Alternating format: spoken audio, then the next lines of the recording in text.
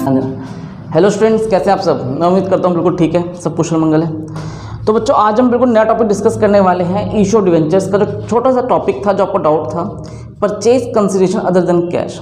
ठीक है, इस टॉपिक की हम बात करेंगे।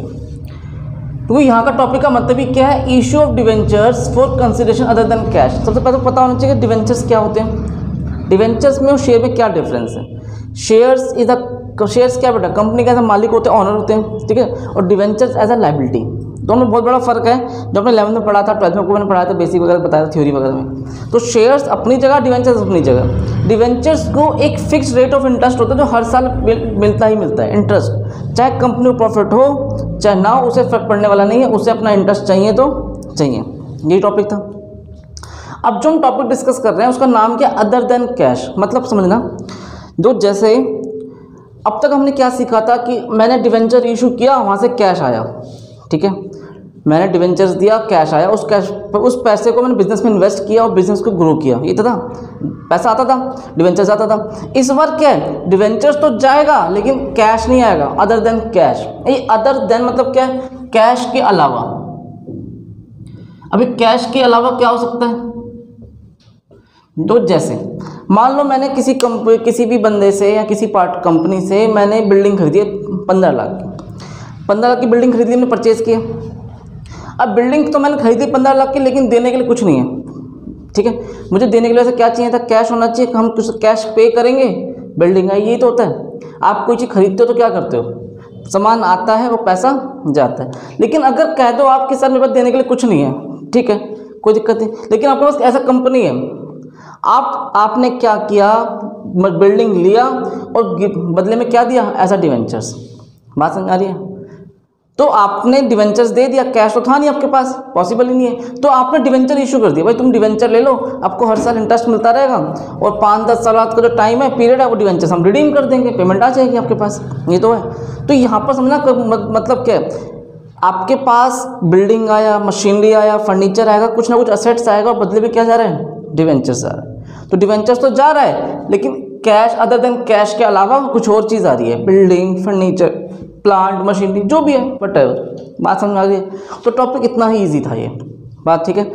आपने कुछ भी असेट्स ले लो, अब मान लो किसी का बिजनेस परचेज कर लिया आपने। एक बिजनेस था ABC लिमिटेड। ABC लिमिटेड के पास मान लेते हैं छोटा एग्जांपल, 30 लाख के असेट्स है और 5 लाख की लायबिलिटीज़ है। तो कितना हो गया, तो आपने असेट्स भी खरीदा, लायबिलिटी खरीदी, दोनों का डिफरेंस कितना है, 25 लाख। आपको 25 लाख ऐसा कैश देना था, लेकिन कैश तो है ही नहीं, तो क्या कर दिया, आपने डिवेंचर्स दे दिया, ठीक है ना। तो डिवेंचर्स जा रहा है और वहाँ से बिजनेस आ रहा है, ठीक है। तो यहाँ कैश की बात नहीं है, कैश के अलावा कुछ और भी चीज़ें आ सकती है, बिल्डिंग, फर्नीचर, मशीनरी, ऐसा बिजनेस, कुछ भी हो सकता है, ठीक है।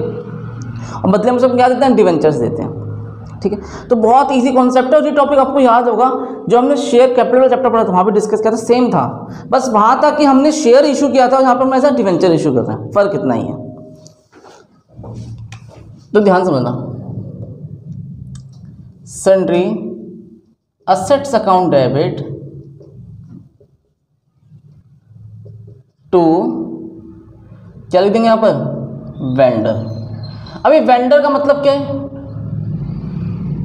वेंडर मतलब जिस पार्टी से मैंने असेट्स खरीदा है, उस पार्टी का नाम आएगा।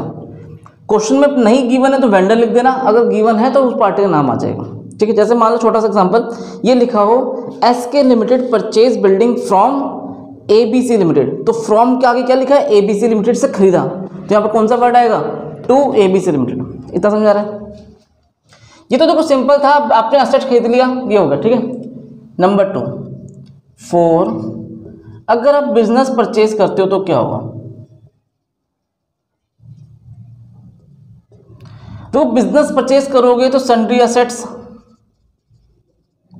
डेबिट, हाँ है ना, असेट्स आएगा, sundry assets account debit,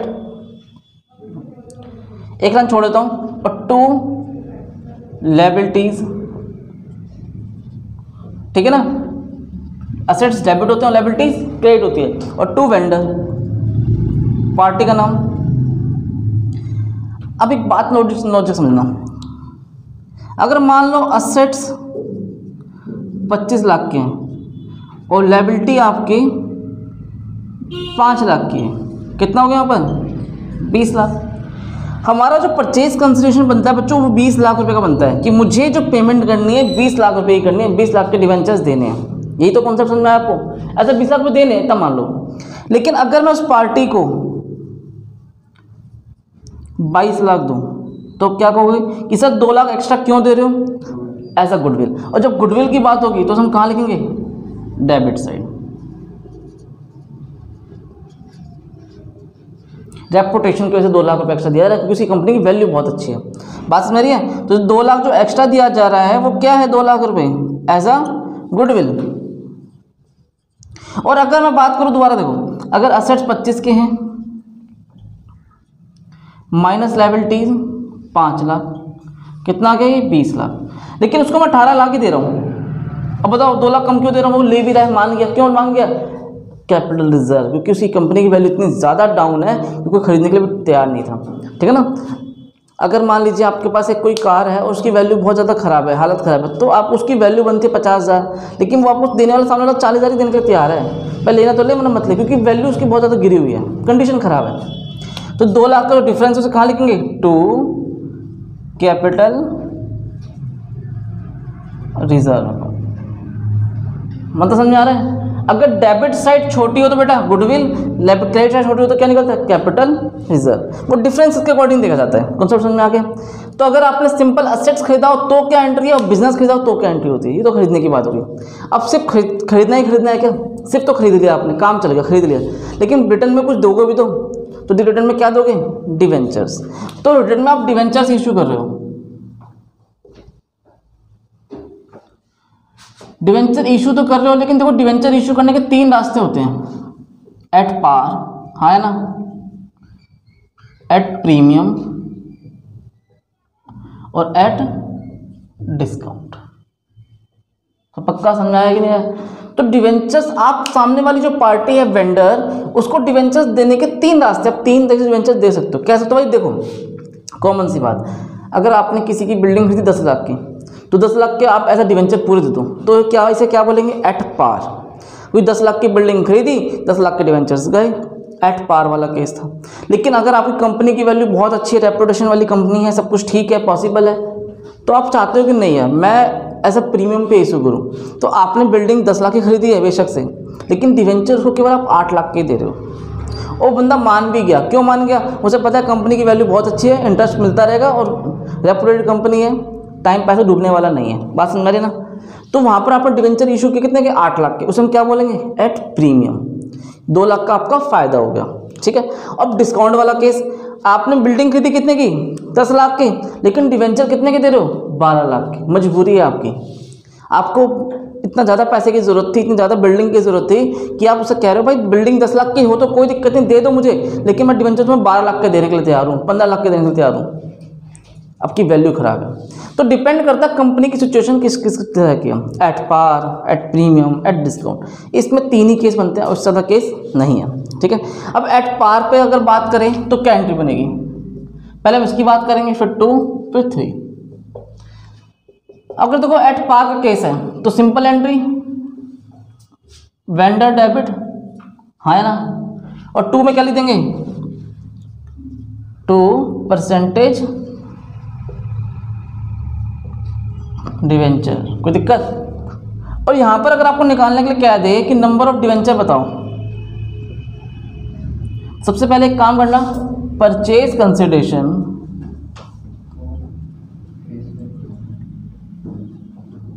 divide by क्या लिखेंगे, फेस वैल्यू ऑफ पर डिवेंचर। एक डिवेंचर की फेस वैल्यू क्या है। ये तो छोटा सा केस था, कौन सा था ये, एट पार। अब हम अगर बात करें एट प्रीमियम तो क्या एंट्री बनेगी, पहले तो मुझे बताओ प्रीमियम पे एंट्री होती क्या है, सोच लो। अभी ये सोचना पड़ रहा है एट प्रीमियम की एंट्री क्या होगी, तो याद होनी चाहिए, वेंडर डेबिट। ठीक है, वेरी गुड। आगे बताओ, 2, चल ठीक है, 2% डिवेंचर भी ठीक है, आपने सही बताया, 2 SPR। तो सबसे पहले तो आपको यही करना है कि लिख लेना है वेंडर डेबिट, ठीक है, 2% डिवेंचर, ठीक है जी, और 2 में सिक्योरिटी प्रीमियम रिजर्व। देखो एग्जाम में ना पूरा लिखना SPR, securities premium reserve, short में लिखना SPR, थोड़ा सा डाउट है, ठीक है ना, हो सकता है टीचर आपको नंबर काट ले, लेकिन पूरा लिख दोगे सिक्योरिटी प्रीमियम रिजर्व तो ठीक रहेगा। कई बच्चे ना CR को भी छोटा लिखते हैं, C, जैसे मैं अभी देखो CR लिखता हूँ कई बार पढ़ाते पढ़ाते, यहाँ तो आप भी लिखते हो CR, लेकिन उसे पूरा लिखना कैपिटल रिजर्व। अगर यहाँ पे आपको जानना है नंबर ऑफ डिवेंचर तो कैसे निकालोगे? हाँ जी बताओ, purchase consideration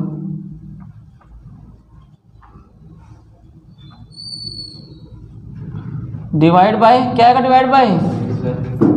face value plus premium, common सी बात है। तो प्रीमियम वाले केस में मैंने क्या कर दिया, नीचे फेस वैल्यू प्लस प्रीमियम कर दिया, ठीक है ना। सपोज ऐसा मान लो अगर यहाँ पे 10 लाख रुपए है तो यहाँ पर कितना आएगा, लगभग मैं 8 लाख का एग्जांपल दे रहा हूँ, यहाँ पर 8 लाख आएगा, यहाँ पर कितना आ जाएगा, 2 लाख का फायदा है, प्रीमियम भी इशू किया आपने, बात समझ आ रही है। तो ये कौन सा केस था, केस नंबर 2। अभी लास्ट आएगा केस नंबर 3, उसे देखते हैं। पहले जगह कॉपी करो फिर आगे बात करते हैं। यहाँ तक कोई डाउट मन में किसी के? हाँ जी नहीं है। अभी आपने क्या क्या सीख लिया, एट पार हो गया और एट प्रीमियम। अब लास्ट में क्या रह गया, एट डिस्काउंट। देखो ध्यान दें डिस्काउंट में क्या पढ़ना है, एट डिस्काउंट। तो डिस्काउंट का सबसे पहले वो पता नहीं बच्चों एंट्री होती क्या है। डिस्काउंट का मतलब क्या है कि अगर मैंने आपको बताया ना 10 लाख की बिल्डिंग खरीदी है, बदले में क्या दे रहे हो, उसे 12 लाख के डिवेंचर्स दे रहे हो, 15 लाख के डिवेंचर्स दे रहे हो, अपना घाटा से आ रहे हो, कंपनी की वैल्यू खराब है, पैसे की जरूरत है। तो देखो आपको एंट्री करनी पड़ेगी vendor debit, discount on issue debenture debit, discount on issue of debenture account debit, और 2% डिवेंचर। कोई डाउट यहाँ तक? यहाँ पर आपको निकालना क्या, नंबर ऑफ डिवेंचर्स। तो कैसे निकालेंगे, ऊपर वाला सेम रहता है, परचेज कंसिडरेशन